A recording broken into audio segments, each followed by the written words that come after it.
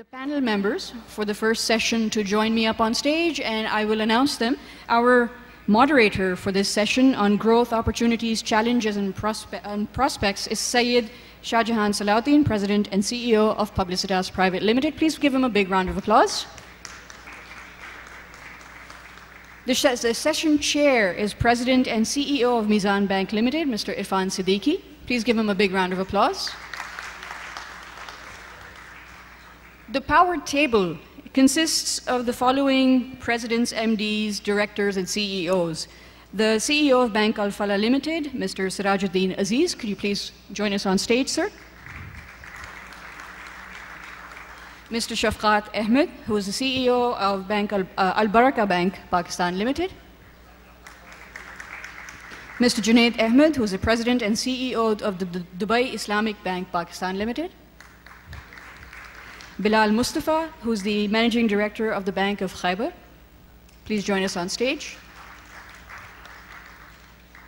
Mr. Hassan A. Bilgrami, who is the CEO of Bank Islami Pakistan Limited. Please give him a big round of applause.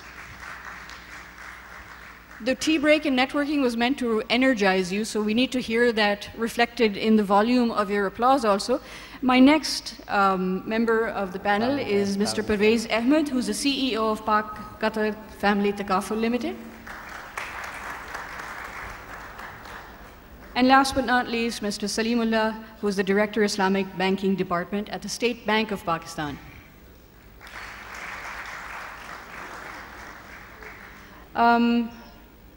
Shahjahan, I'll turn the power table over to you. Please feel free to lay out the ground rules and also when and if you would like the audience to participate. Best of luck to you. Can we please give the panel a very, very big round of applause? Thank you. Thank you, Rabia. First of all, I welcome all the participants of this panel. Thank you for coming here. There's a mic right in front of you so that we may need to use those mics when we speak. I thank Irfan Siddiqui Saab to be here and chairing the session. I sincerely thank Sirajuddin Aziz Saab, Shafqat Ahmed Saab, Junaid Ahmed Saab, Bilal Mustafa, and Parvez Ahmed Saab and Salimullah Saab. Thank you very much for coming. Sir, the theme of this summit is growth and opportunities. As this has been titled as a CEO Power Table, I would first like Irfan Siddiqui Saab to say a few words on setting up the theme on the growth and opportunity side, please. Bismillahirrahmanirrahim. Bismillahirrahmanirrahim. Assalamu alaikum. I thought we'll start with a discussion on the growth of Islamic banking in Pakistan. एक चीज़ जो हुई over the last 10 years, Islamic banking is now 10 years, 9.5 years precisely old in Pakistan. Mizan Bank was the first one to get a license as a fully dedicated bank in 2002. So this is the 10th year running. So the major चीज़ हुई है in this 10-year horizon is that Islamic banking is no longer a niche market. It's no longer niche banking that you feel that only people who are interested in Islamic banking would only come and bank with an Islamic bank. Now you see whether it's multinationals, Muslims, non-Muslims, they would come to Islamic bank to get their services. Initially there were a lot of apprehensions what is the difference between interest and what is the difference between markup. Abhi bhi, unfortunately, some people still haven't got out of the hangover of discussing these things which are quite frankly now out of date. But generally, I think by and large, people have realized that there is a difference between Islamic banking and conventional banking, and that is one of the reasons why there's so much demand which is coming through, which is resulted in, like acting governors have mentioned, 800 branches have already been opened, 400 billion deposit has been generated in Islamic finance. So obviously that is based on some reality, not hot air. तो एक जो apprehension होता है कि भाई Islamic banking में ये इस तरह लगता है, उस तरह लगता है, looking the same, feeling the same. I think we have to get out of that apprehension and look forward and say कि यार जो भी हो रहा है बेहतर हो रहा है. इंशाल्लाह जब तक कि हम इस चीज़ को आगे खुद नहीं बढ़ाएंगे, तो instead of we being a contributor to Islamic finance, we will become we'll be contributing towards pulling it back. तो हमें, I think कहीं ना कहीं as people interested in Islamic finance, we need to decide that हमें इसका साथ देना है या इसका हमें खामखा के लिए इसके अगेंस्ट कुछ ना कुछ लोगों को बताने के यार हमारे ख्याल में ये पानी में ये मसला है, तो अब पता चला आपने पानी भी नहीं पिए, प्याज भी लग रही पानी भी नहीं पिए. तो थोड़ा सा हमें ब्रॉड माइंडेड होना है, because it's a new industry and we have to collectively take it forward. One of the major challenges which was facing the Islamic banking industry was the lack of government securities, because Islamic banking, mashallah, all these banks sitting here, we are flush with liquidity. Our major problem is not to get deposit, is to see how we can deploy those deposits into profitable avenues. And the absence of a government based or government security was really hurting the Islamic banking system. But mashallah, about 2 years ago, with the help of State Bank of Pakistan and the Ministry of Finance, there is an instrument called the Jara Sukuk, and all the banks, all the Islamic banks have benefit from that. It's a 3-year instrument, and now the need of the hour really is to see if we can bring a short-term instrument, which is a 6-month or a 1-year instrument. And the Ministry of Finance luckily has already floated what they call an RFP, request for proposals, and most of us are hopefully will be participating in that. उसके अलावा the instrument for lender of last resort is still not there. Luckily, because the banking system is growing day by day, especially the Islamic banking system. Up to now, there was no need for any bank to go to the central bank and ask for any bailout or whatever as a lender of last resort. But on a long-term basis, a bank has to have a lender of last resort. कि कहीं खुदा ना खास्ता कोई मसला आता है, कोई problems होते हैं, तो the central bank should be able to come out and pump in liquidity in the Islamic banking system. So I think with these initial remarks, I would hand over to Shahjahan Sahab to proceed on this. Thank discussion. you. Thank you, Irfan Sahab. Shafqat Sahab, Bank Al Barakah, mashallah, has a presence in a number of countries, and you have made a very large acquisition in Pakistan. What kind of a commitment of Bank Al Barakah would you like to present here for the Pakistan and the kind of a growth of Islamic finance in this country? Bismillah ar-Rahman ar-Rahim.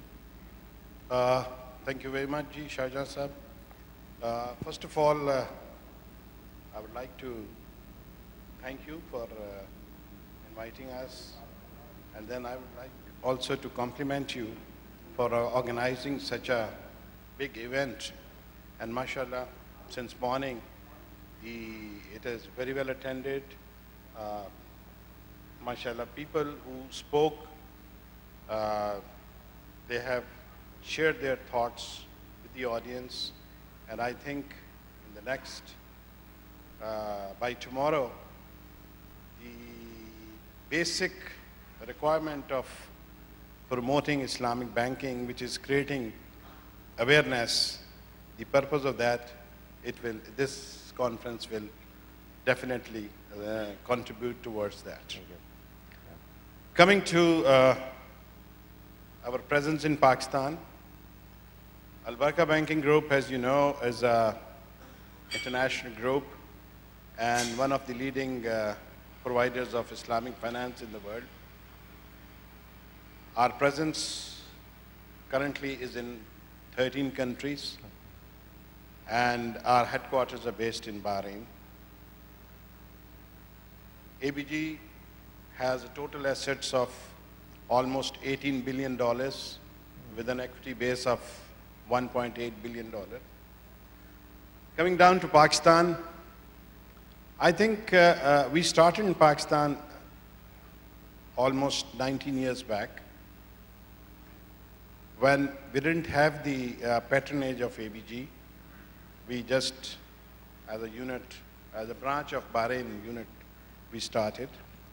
But once ABG is there, as far as their commitment is concerned, I'll just give you an example that last year they injected more capital and funds, and we did a merger with the Emirates Global Islamic Bank.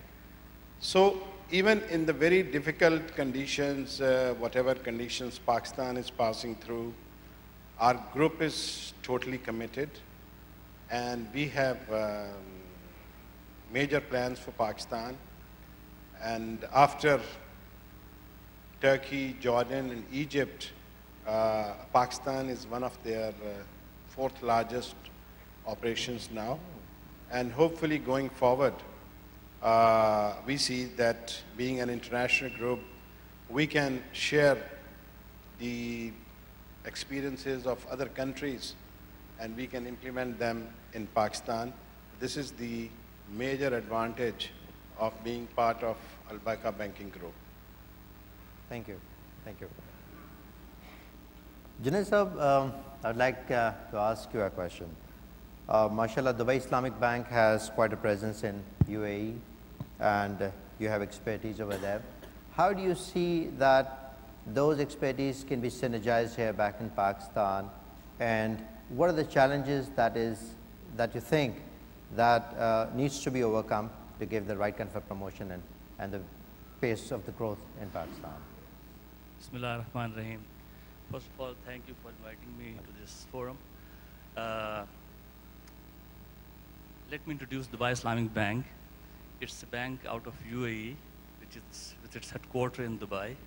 Dubai Islamic Bank is the first Islamic bank in the world.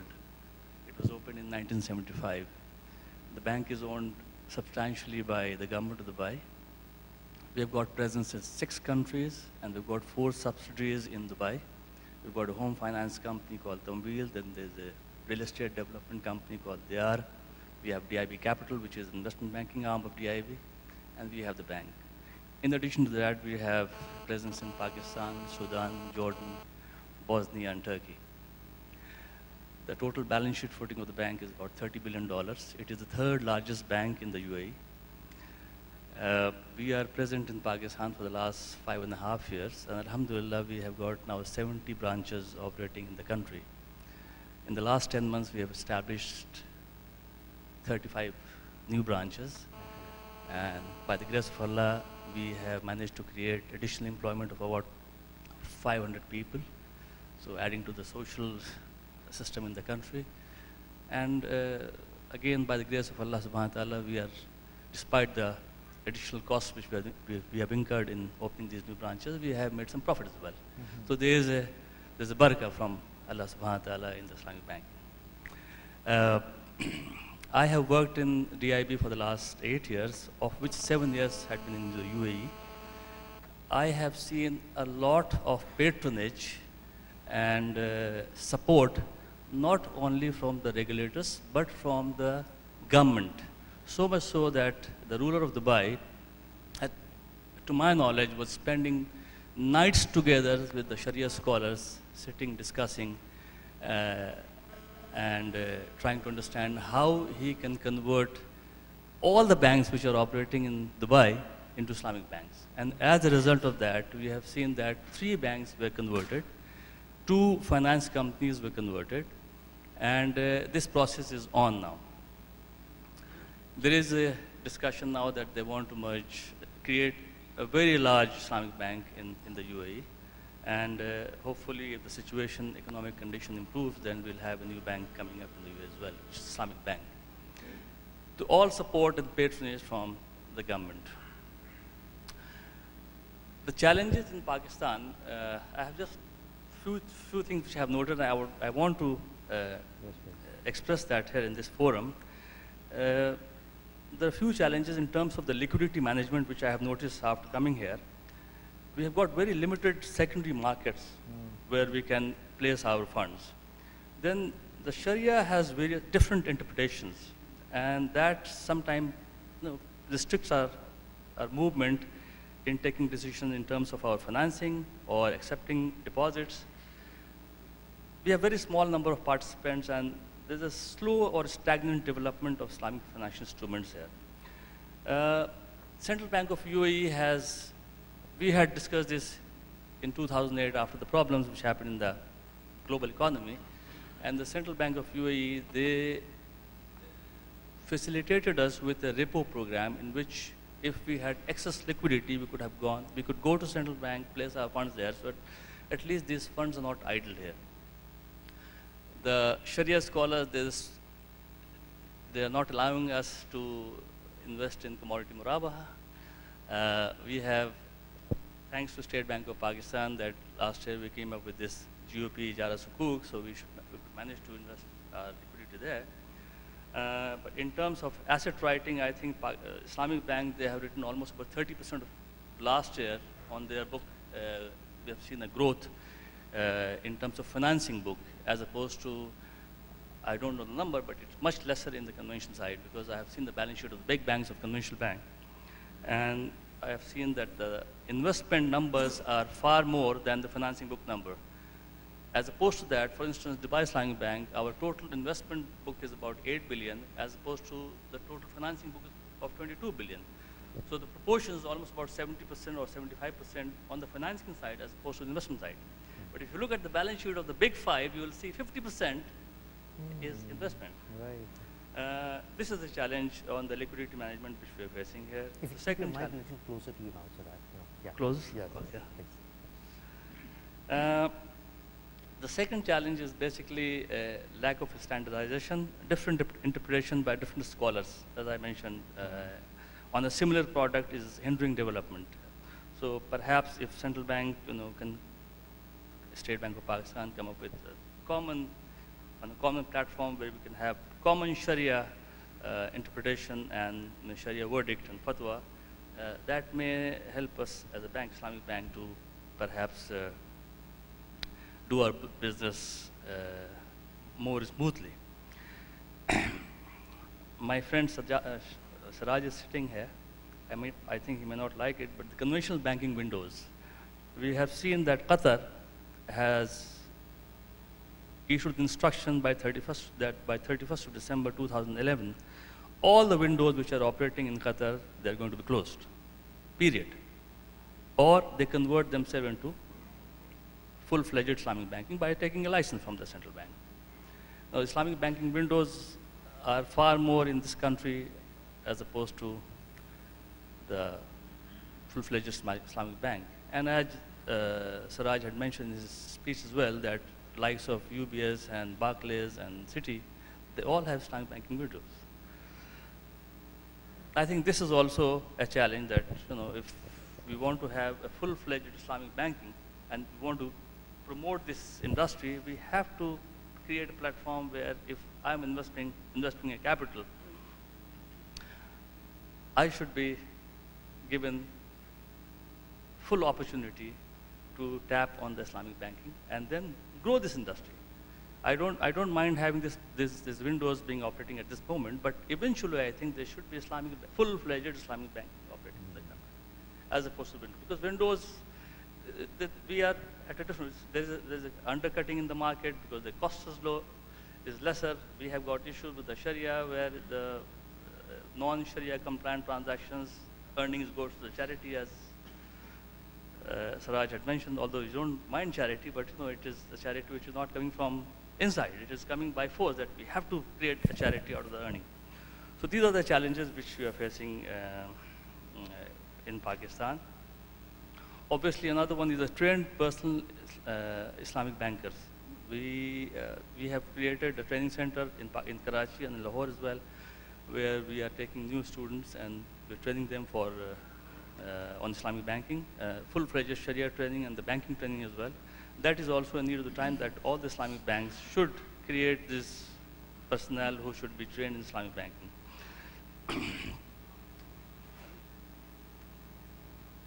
I think that's it. On the regulation side, the State Bank is working on the areas of risk management, corporate governance, prudential regulation, accounting and Sharia standard. A little bit more push, I think, is required to create this facade a little more brighter.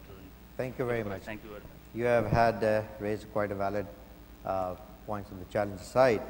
I would like Bilal Mustafa Saab to please add on that. We have talked a little bit about challenges. What do you think are the areas of growth where we need to concentrate upon and be more focused, in your opinion, and how do you comment on that? Bismillahir Rahmanir Rahim. Thank you very much for inviting me here in this August gathering with a very expertise panel of Islamic banking and finance. Basically, I want to draw your attention towards a very small, I must say, looks small, but it's a huge segment, and that is Islamic microfinance. And I think if we see the ground reality, and if we see the depressed population of the country, and a lot of deprivation, a lot of people who do not have access to the drinking water, a lot of people who are illiterate, a big number of people, a big percentage of people who are illiterate and they need education, and about reported 6 million students who children who are out of school, they don't have access to the schooling. There's a lack of infrastructure, there's a lack of human basic necessities of life. So this makes the necessity of banks, institutions, and especially also Islamic banks to promote Islamic microfinance. Now, there has been few efforts in banks in Pakistan for the promotion of microfinance in various parts in the last few decades. But the need is so huge and the requirement is so large that it is not possible for the government, and it is not also possible for the NGOs and the charitable institutions to cater for all these needs. So this is a place and this is a room for the financial institutions to further come into this. Fortunately, we have made a modest beginning in the province of Khyber Pakhtunkhwa. And I'm pleased to say here that the government recently has announced a scheme with a revolving fund of ₹2 billion, which is for unemployment youth, for it will help people to stand on their feet. And it is Islamic microfinance in the sense that it is totally without any markup, without any charges, without any service charges, without any hidden or any charges. And it's also based on the merit in the sense that there's no government's interference in the processing and the approval in the administration and in the disbursement of these small loans, which are about 1 lakh each, from 20,000 rupees to 100,000. And its repayment is in 3 years' time. And it is given against 2 personal guarantees, out of which the politicians somehow are out of that. No guarantee of any MPA or MNA or senator or politician is acceptable to the bank. So we are handling this segment on a very merit-based grounds. And it is, I suppose, a unique scheme in the sense that we are reaching to far-flung areas of the KPK, and we are trying to help them out to stand on their feet and to become financially standing on their feet and make their life. So I think Islamic microfinance is an area where all institutions, all of us should sit together, coordinate our efforts, and try to manage this in a professional manner. There are certain issues which probably we are facing, and we have to face in this area also, where it's very high cost. As you know, the management of these small loans has a very high cost in its administration, its recovery, its disbursement, etc. But we have to manage that, feeling that we are responsible for, we have a responsibility of corporate social responsibility. We have been talking about that earlier also. And we should participate in the poverty alleviation. with an open mind. We must develop a system so that the efforts are coordinated, and although there's a default history in the country and banks had faced a lot of issues while recovering these loans, even small loans, even bigger loans, but we need to develop a strategy of giving these loans, dishing out these loans to absolutely on merit so that the recovery is possible. So this is an area which I think is good for the Islamic banks to work a bit more. There's a lot of requirement and need in this area. Thank you. We wish you good luck in all your endeavors, and you very properly mentioned that Islamic microfinance is indeed an area of opportunity where I'm sure a lot of banks and the organization must be looking towards it. When we talk about Islamic finance, it's not just banking. We just cannot overlook the importance of takaful. Parvez Ahmed Sahab, how would you emphasize on the fact that takaful is again driving this industry, and what are the challenges that you think that needs to be addressed and the opportunities that can be capitalized upon? Bismillahirrahmanirrahim. When we talk about takaful, normally takaful is Sharia compliant insurance, and normally we divide it into two areas. One is family takaful, which is an alternate to life insurance, which has contract of risk and investment linked contract. And we have general takaful, which is providing cover to assets and properties. When we analyze the growth opportunities and challenges, so both the industries will have different challenges and opportunities and growth. Globally, takaful is 10-15 years old. Traditionally, most of the Muslim countries, they were having very low penetration rate. Insurance penetration rate was low, unlike banking. Like in Pakistan, it's just 0.7% of GDP. Comparative figure would be like, for example, 2.5% in India, 6.5% in Malaysia, 15% in Korea. So we have very, very low penetration rate in Pakistan. Markets where takaful was introduced, they took over the growth as compared to conventional. For example, Middle Eastern market or Malaysian market. Malaysian market was comparatively a more established market. So the takaful players, when they came in the market, they had faced intense competition from the conventional players. Still, they are doing pretty well in terms of growth. And similar is the case with the Middle Eastern market. In Pakistan, takaful came in 2005. Takaful rules came, and few companies, 5 companies are there right now in the market.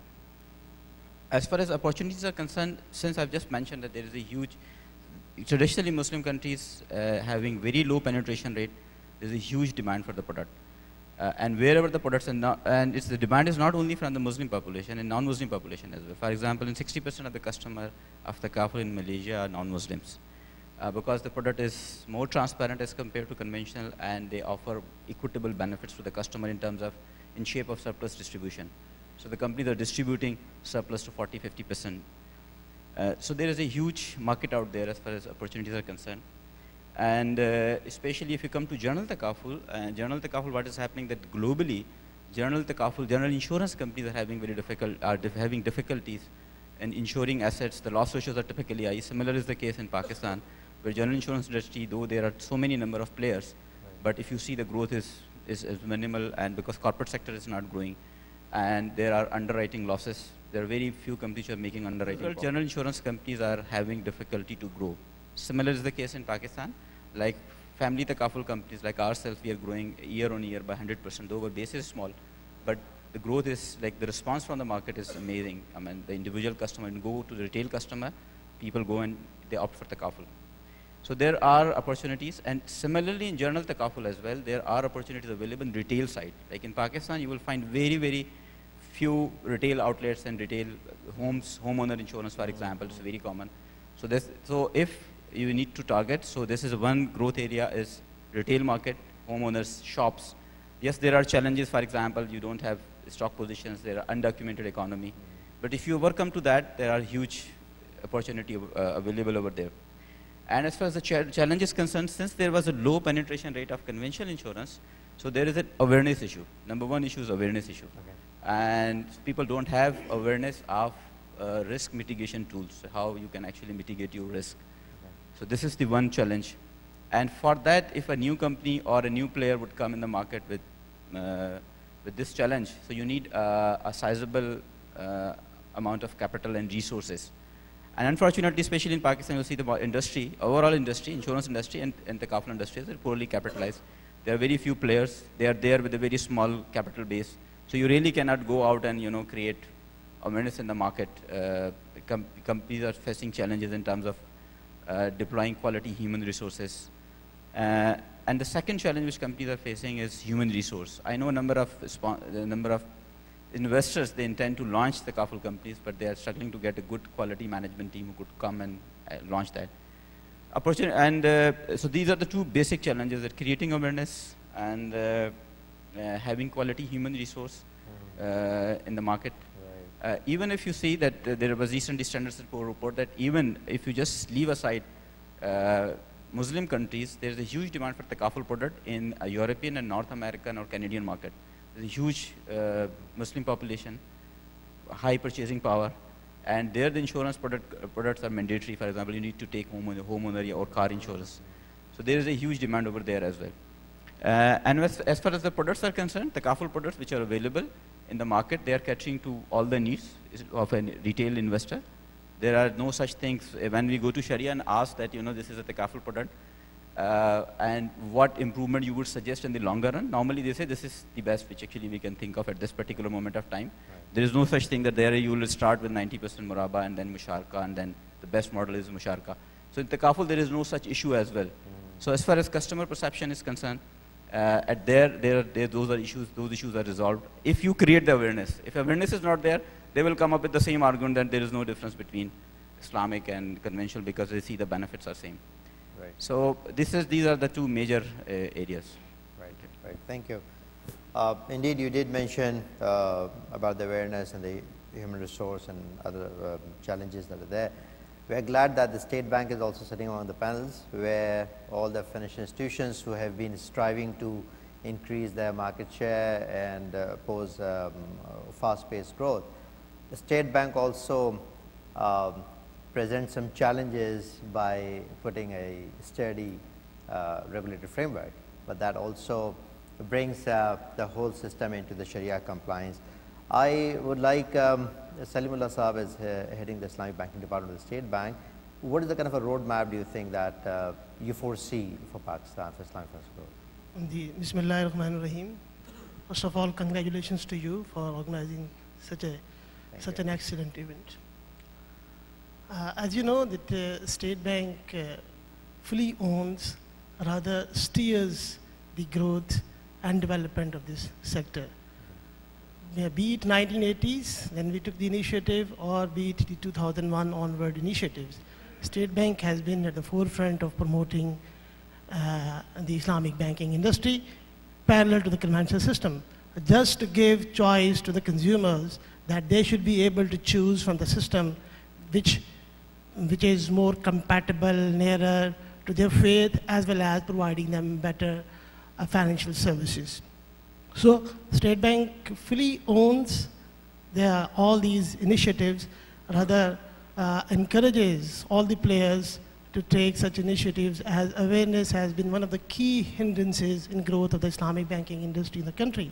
Still, a very large segment of the population is not aware of the Islamic banking concepts and the differences between the Islamic banking services and the conventional banking services. So awareness is one of the major issues, and such conferences and events are really beneficial to address this issue of awareness. So I'm glad that more and more initiatives are coming from the market to create the awareness. As far as the future of the industry and the roadmap for the industry is concerned, I'm very optimistic and positive about the growth and development of the industry. We started from scratch in 2001. We were less than 1%. We had no bank, just a few investment banks, and then right now we got about 17 institutions offering Islamic finance services. more than 800 branches, and share of close to 8% now, because the 7.5% is the figure for the June. If we take the figures for September, it would be close to 8%, 7.75%. So things are very positive. We have a population of 180 million people, huge market. And you see that a huge unbanked market as well. The overall banking penetration is very, very low. So a very wide space is available for the Islamic banks to venture in and to tap this market. Be it the agriculture sector or the SMEs or the microfinance, I would say that it's an open field available to the Islamic banks, particularly these non-traditional areas which have not been touched by the conventional banking industry. These are open to the Islamic banks. And if they pioneer into it, if they venture into these industries, I would say that they would be the one who would be sort of an example even for the conventional banks. They would be then imitating and replicating the products being designed by the Islamic banking industry for such non-traditional industries. But to see that, you see that, yes, the overall outlook is very, very positive, but we need to address some of the issues which the industry still faces. One of the core issues, in my opinion, that still Islamic banking and Islamic economic system is not part of our national agenda. There are few institutions like State Bank, there are some banking institutions, some academics, some sincere people who wish to propagate and lobby for Islamic economic system and Islamic banking system. But still a very large number of policymakers, the state institutions, they still are not on board with respect to transformation of the whole system. And I'm not saying this because of any religious belief. I'm saying this that there is a business sense in this. There is economic utility. And as Raj Sahab mentioned in his keynote address, that the core of the Islamic economic system is the social justice.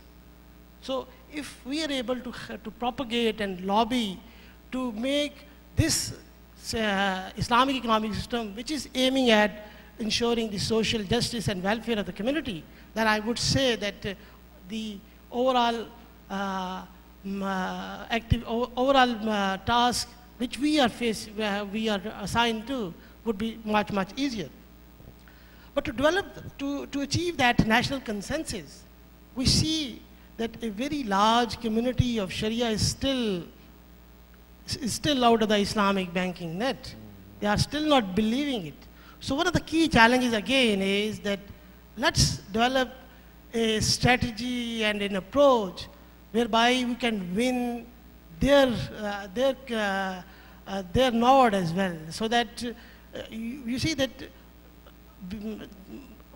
a large number of people do take the advice of their respective Sharia leaders or the Imam Masjid and all those things. So if we are able to convince the Sharia community which is sitting outside the Islamic banking framework, then that will give a big, big boost to the overall Islamic banking initiatives.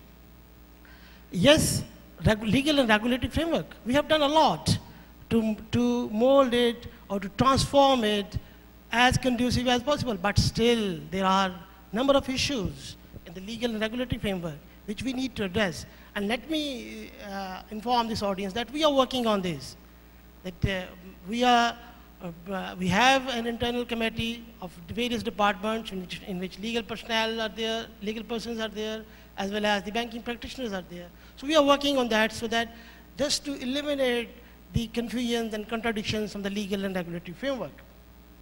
Stamp duties and registration acts, taxation issues, these are all the issues. And let me give this assurance that we are working on this, and I'm very much positive that yes, we would be able to, inshallah, develop such a framework which would be very much attractive and conducive for the growth and development of the sector. Liquidity, yes, it is one of the key issues, and since I assumed the charge of this department 1.5 years back, this has been or Mr. Pelebi, this has been one of the core issues. We have covered some distance during this 1.5 years as well.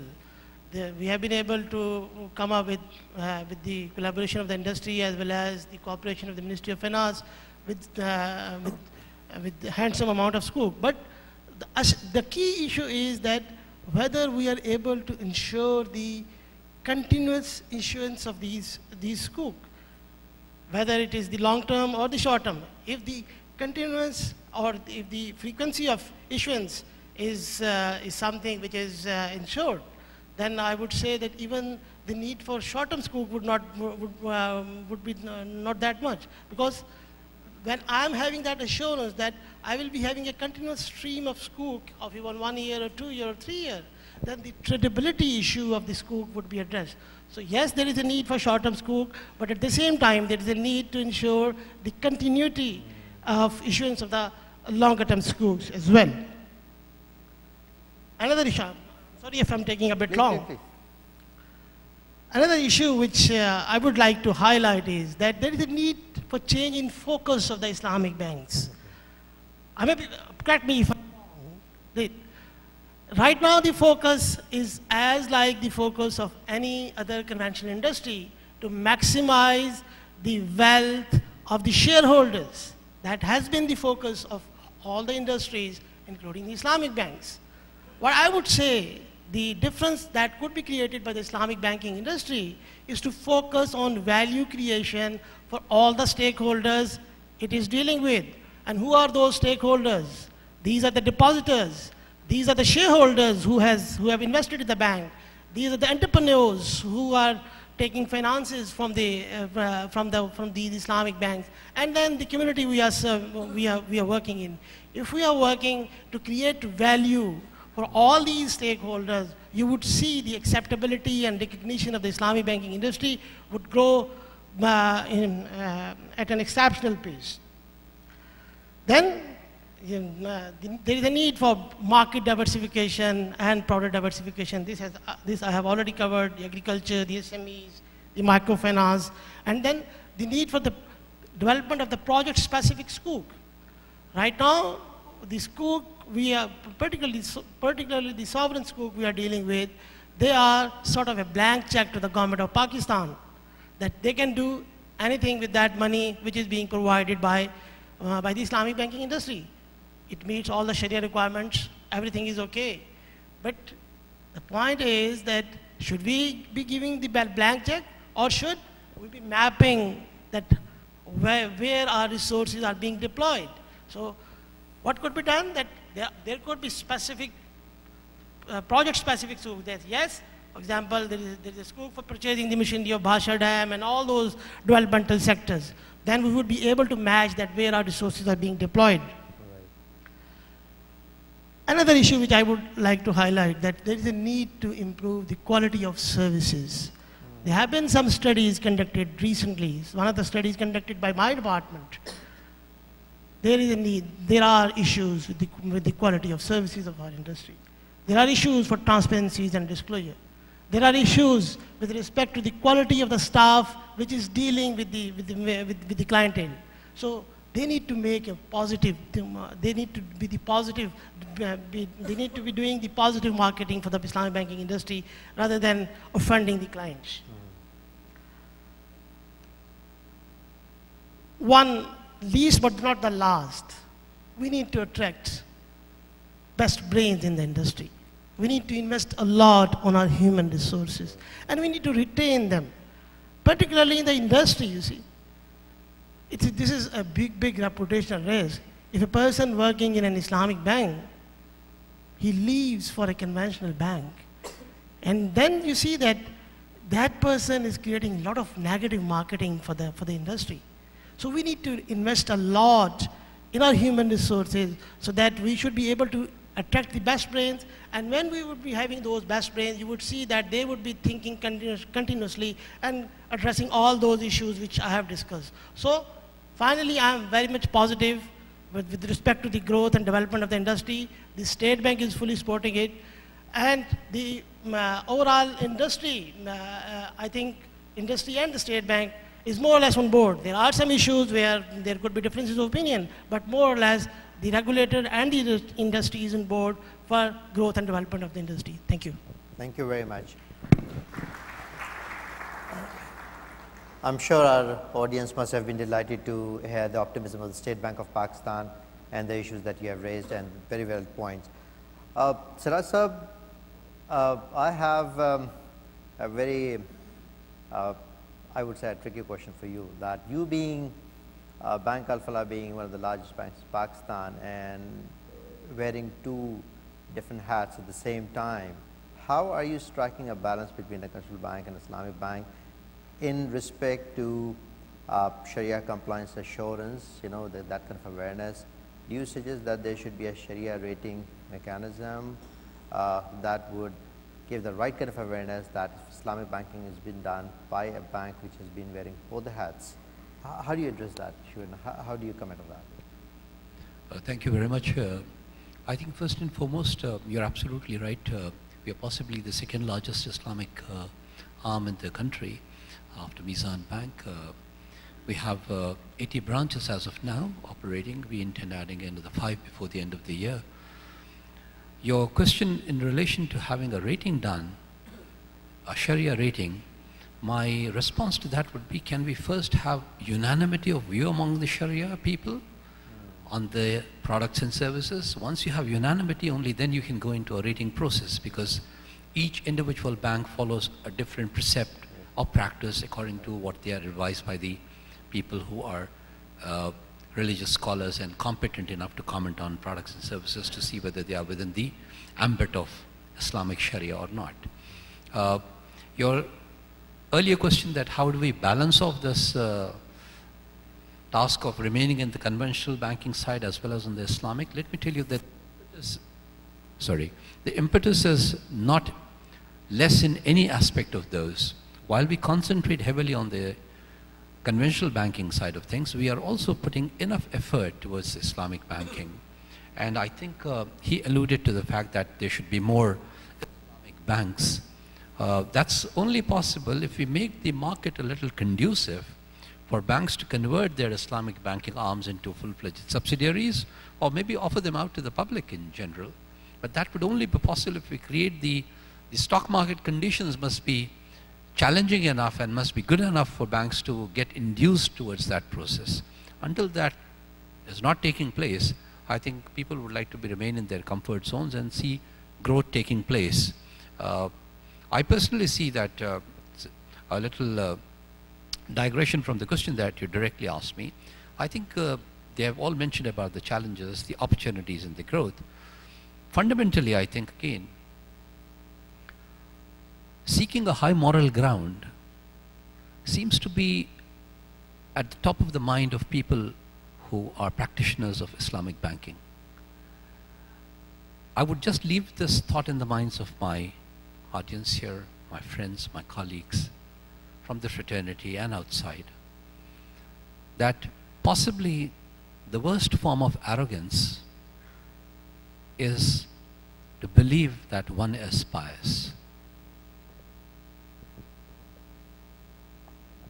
Thank you. Irfan Sahab, mashallah, you have been in Islamic banking for a number of years, and you have taken the responsibility of being the session chair. I would like you to sum up this session on a note as how these opportunities, growths, and challenges needs to be addressed. And will somebody please? Right, Bismillahirrahmanirrahim. I think I will take on from where Siraj has left of seeking high moral ground. One of the real challenges which I face in Mizan Bank, mashallah, Mizan, as you mentioned and Siraj Sahab also mentioned, is been there for the last 10 years. Now, mashallah, we have 240 branches in 64 cities. So, you know, it's a very challenging task to keep a lot of people happy.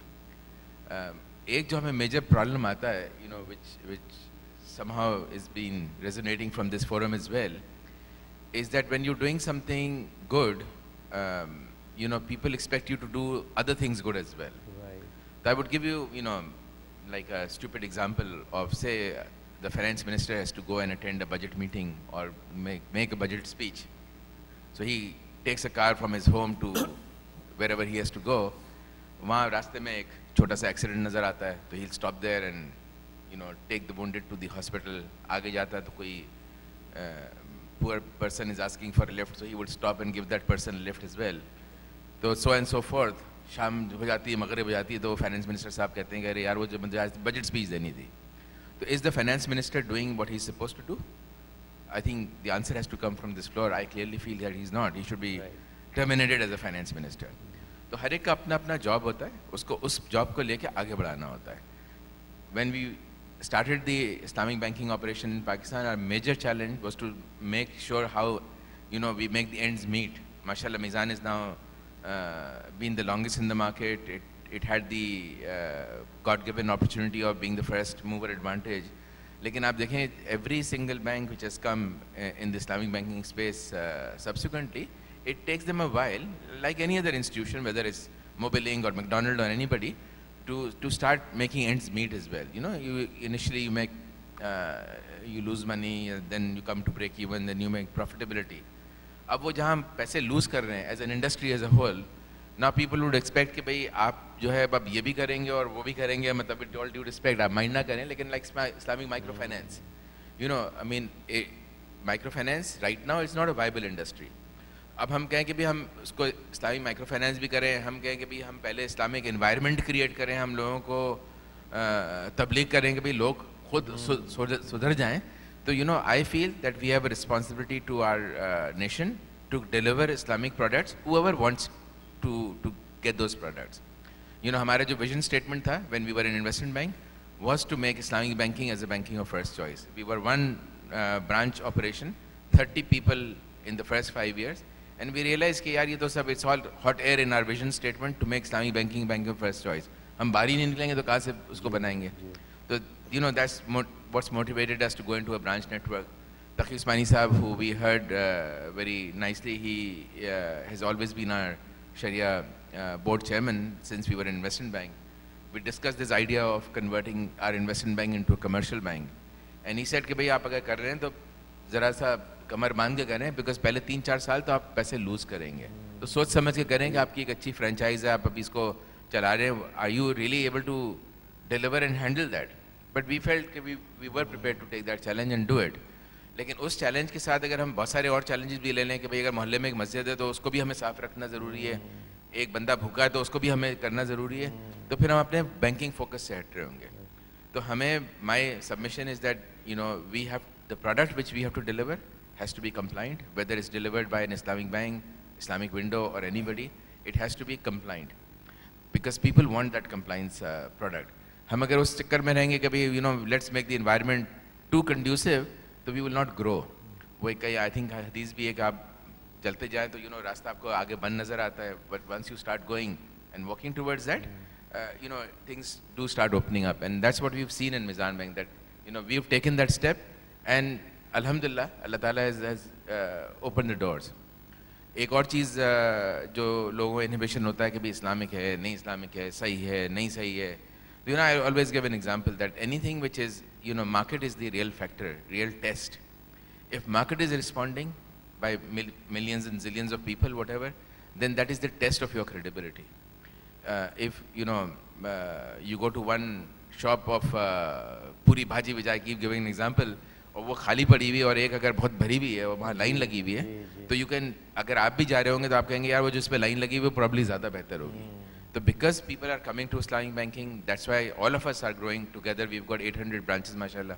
Meezan out of that is got 250, but I mean this total of 800 branches. So ये viable कैसे हो रही हैं? वो इसलिए viable हो रही हैं कि all of us, all of you put together are 170 million people. They feel that they need Islamic finance. So we have to make sure that we deliver Islamic finance. अगर हम उस डायलेमा में रहेंगे कि यार हम डिलीवर करने से पहले उसका इतना पोस्टमार्टम करें, वो जो कहते हैं ना analysis till paralysis, then we will never be able to deliver a product. तो हम एनालिसिस टिल पैरालिसिस की चीज़ को थोड़ा सा पीछे रख के आगे बढ़ने की कोशिश करें.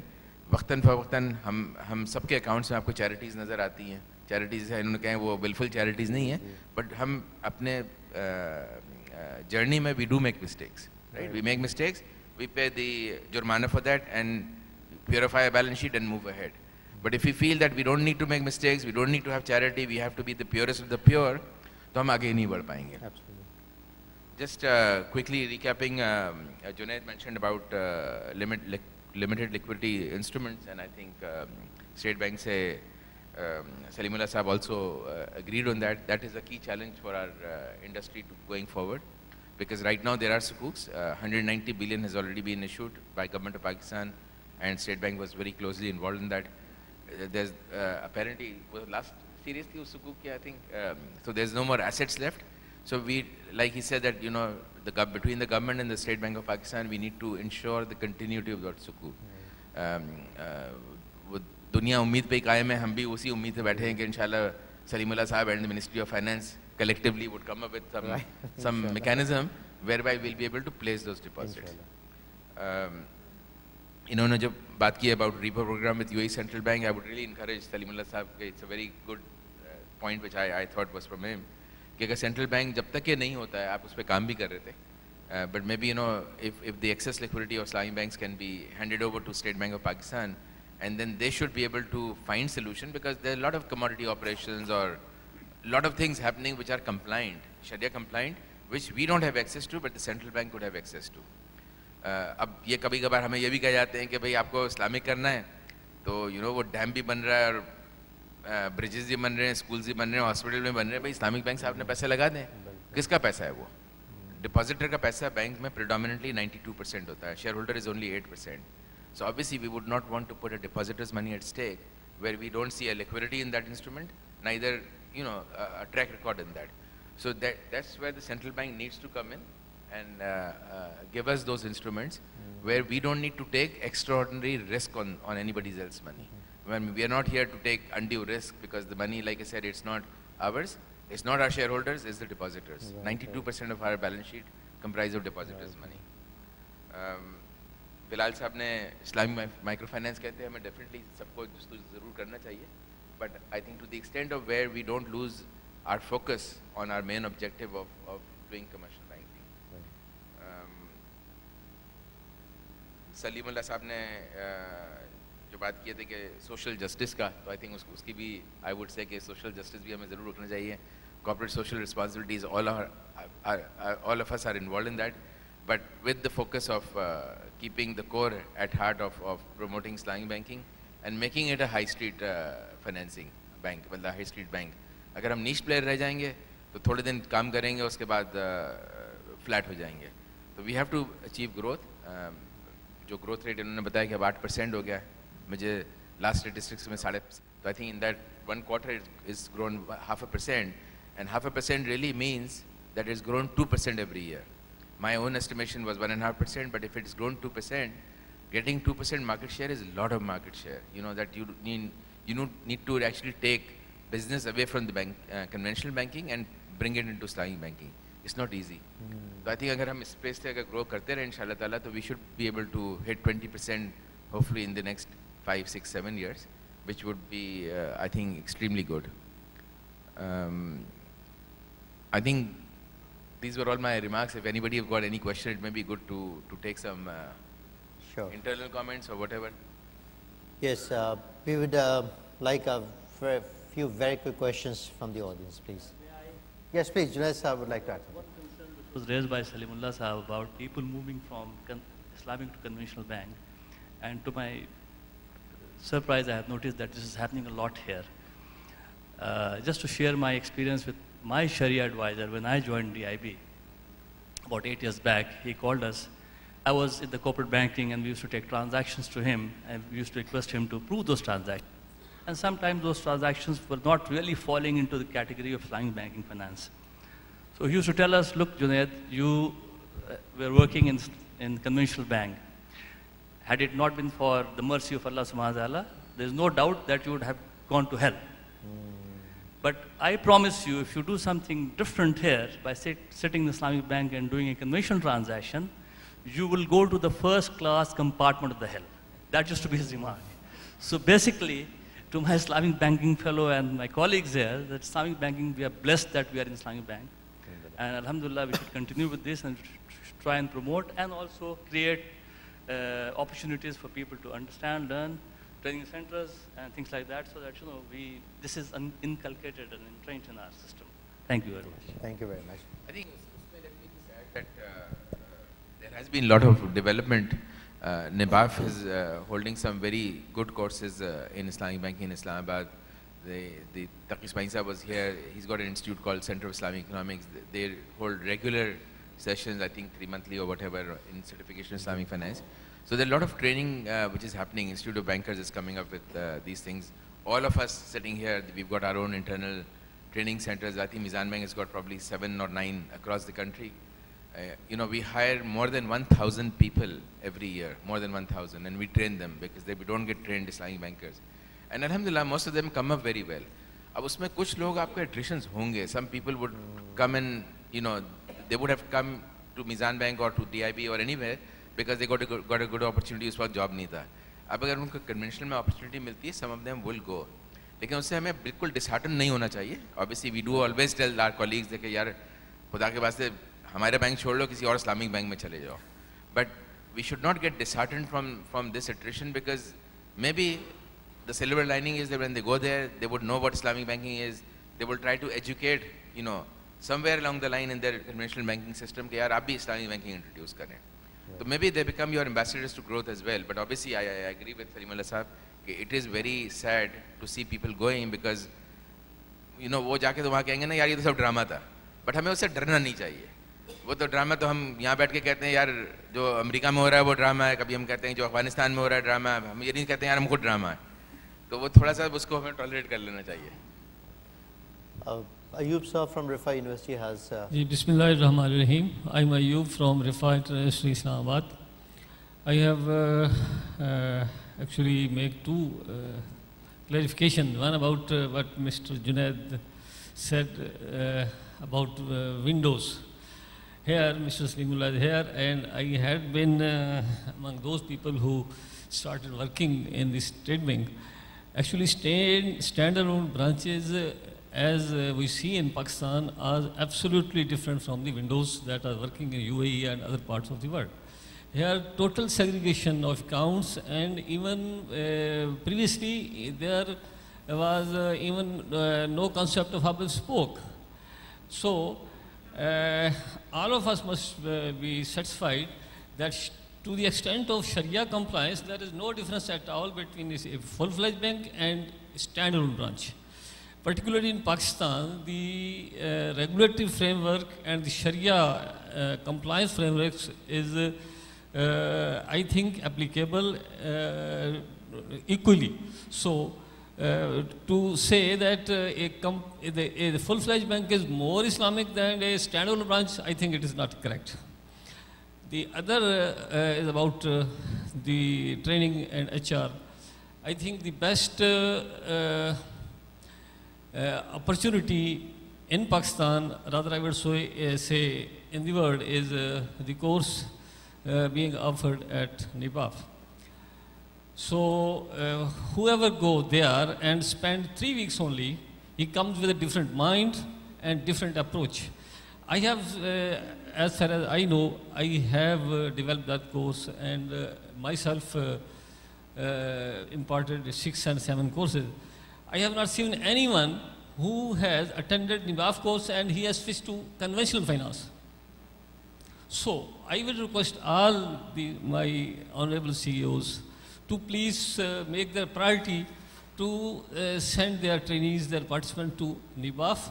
And it is very strange that the Mizan Bank is the largest bank, but the minimum number of participants at NIBAF are that of the Mizan. I know that there are many people who give training even at NIBAF, but what is imparted at NIBAF is something unique. So, I have seen some people, even in Islamabad, working in Islamic banks, but they are saying that what Islamic bank is nothing, it is simply the twist of hand to the other. Yeah. So this is simply because the training quality should be enhanced. And for this, I would suggest that the BAF is the best. But there are some people who say that 3 weeks period is long, so I would suggest State Bank and the people at helm of NIBAF that it should be, a shorter variant should be for a week, for 5 or 6 days, so that those people who have less time could attend this, particularly the senior officers who do not have much time, the 3 weeks, they can benefit a lot. Thank you very much, Raif Saab. Salimullah Saab, if just very quickly, please. I would just like to respond on both the issues he mentioned. One issue is about the windows. You see that every country has its own transition process. So we are probably at an evolutionary stage, at the initial level of our evolution towards Islamic banking. So we need all the players, the windows, the standalone branches, the full-fledged branches. But there should be a transition. So this should come from the framework, that the framework is providing such an incentive that the windows and the branches could see transformation in, say, 5 years' time, to 10 years' time or so. So right now we need all the players, both the windows, branches, and the full-fledged banks. Regarding the training, I would be emphasizing that just NIBAF would not be sufficient, because the quantum of training that is required is pretty huge. So we cannot rely on just one institution. We need a number of institutions. Yes, the focus should be on developing quality training programs. Just to realize that there is a need to go beyond Karachi and Islamabad, we developed that field training program. And we had that program in Lahore before Ramadan, and now after this NIBAF program, we will be having that program somewhere in Hyderabad or Sakkar, so that we could reach out to the people who need training. And again, I would emphasize, we need number of quality training institutes, not 1 or 2 institutes we need. Thank you very much. Since we are running behind our schedule and already been crossing over to the next session, we need to wrap this thing and would like to... Sir, we have more sessions there and we'll be having more, inshallah. This is related to this particular questions you have. No, it will be very brief. Okay. मुझे SP Hasan कहते हैं, मैं editor हूँ एक publication का, investment marketing. Takaful conference, इस्लामी conference पर मैंने बेशुमार सेमिनार और वर्कशॉप्स मुख्तलिफ मवालिद में, in Thailand, in Malaysia, in Saudi Arabia, and here there has been many instances of such conferences. सबसे पहले मुबारकबाद की बात ये है कि ये अवेयरनेस क्रिएट करने में इतना मौसर तरीक़ा है जो हो रहा है पिछले चंद सालों से। इसके लिए वो अदारे यकीनन मुस्तहक़ हैं मुबारकबाद के कि वो आगे बढ़ा रहे हैं। जैसा इरफान साहब ने कहा कि कोई भी चीज़ एक महीने में 6 महीने में नहीं हो सकती है। क्वालिटी ऑफ ट्रेनिंग के बारे में बात कर रहे हैं आप कि ट्रेनिंग अच्छी नहीं होती है। इस मुल्क में किस शोबे ज़िंदगी में ट्रेनिंग अच्छी हो रही है?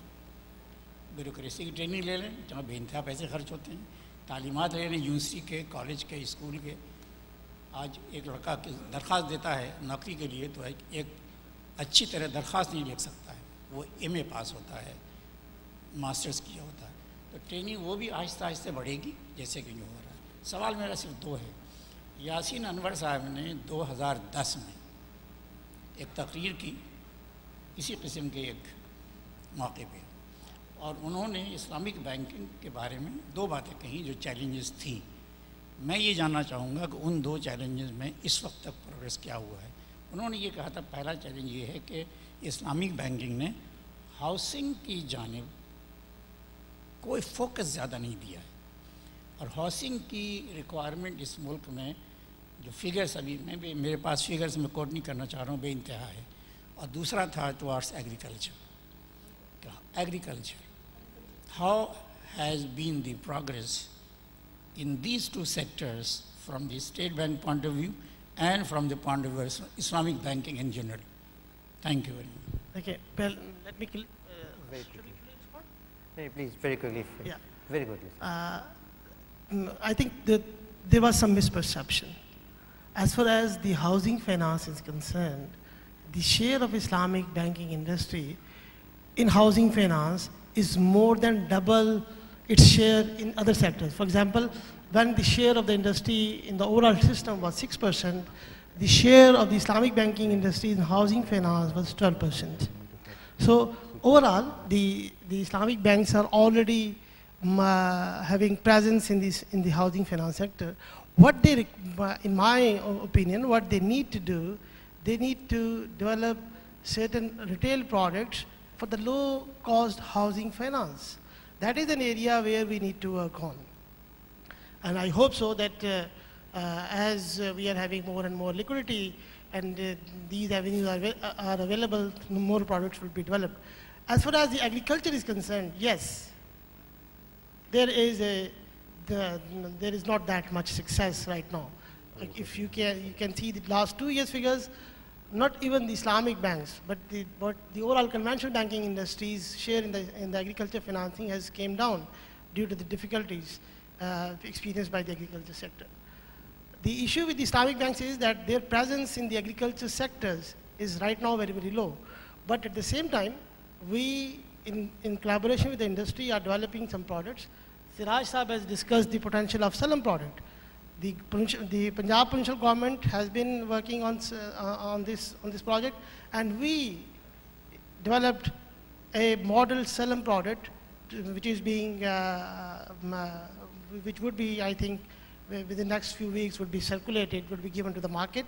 That is sort of a prototype product to facilitate the industry that these could be the broad main features of developing a Salam-based agriculture product. There is a huge opportunity, but it will take some time as they expand their branches to the agriculture. Thank you, sir. Jeep. Just one comment on the housing side. In DIB, we have got a portfolio of about 5 billion rupees of housing. And we were booking almost about 20, 25, 30 financing every month. The biggest challenge, I see what happens that this housing industry is linked to many other business industry. So it creates economic environment in the country, in the sense that there's a contractor there, the supplier of cements and the steel and the structures and the wood. So basically you mobilize the whole economy when you're financing the housing. In the UAE, which has got only 5 million population, there are about 4 or 5 finance companies who are specifically doing housing finance. We don't have any in Pakistan. Now, on the 5 billion book, the biggest challenge that I am facing from DIB platform is the legal system. If the account goes 90 days DPD, State Bank says, okay, classify that account. So I have to stop my profit and start taking provision. When I go to the legal system, I get dates 3 months, 5 months, 6 months, 3 years down the line, I don't get the judgment. There was a circular, I think there was law number 15, which used to allow us to go advertise in the newspaper and then go and auction the property. That has been stopped as well. So this is the biggest challenge that we are facing. Secondly, I don't know if there was a talk when I came in the beginning and met the Deputy Governor that the State Bank was trying to create a REITs program under which we club the entire portfolio and then State Bank may step in and take those portfolio over. I think there was some discussion there, but then we were told that the custodian of the asset will still be the bank, and should there be any default, and if there's any default, the bank is responsible. So that was not making sense, as a matter of fact. So basically, in this sector, definitely it's a very, very valid question, sir, and I thank you for asking this question. I think the regulators will have to come up with something to help us in growing our business in this area and also help the community. My name is Jahazib Saeed and I work for HBL. Just to add on what Junaid Saab and Salim Saab have said, if you talk about Islamic banking, the market share of Islamic finance is roughly 7 to 8%. But in terms of Islamic housing finance, the market share is 15% plus. So already Islamic banks and the State Bank has done a great job in promoting this sector. Yes, in the current high interest rate scenario, things have tapered off. But if you look at the overall consumer market, if you compare housing finance to autos and credit card or other products, still Islamic banks are relatively very active in housing finance. The reason why they are active because it has got a very strong trickle down effect. I know that this session is very interesting and I'm sure a lot of people must be having a lot of questions, but we have a lot of sessions lined up and I need to submit my humble thanks to all my distinguished panelists here for making themselves available for this forum today. That shows and enhances their commitment to the Islamic finance industry in Pakistan. And I would like to say once again, thank you very much for being here.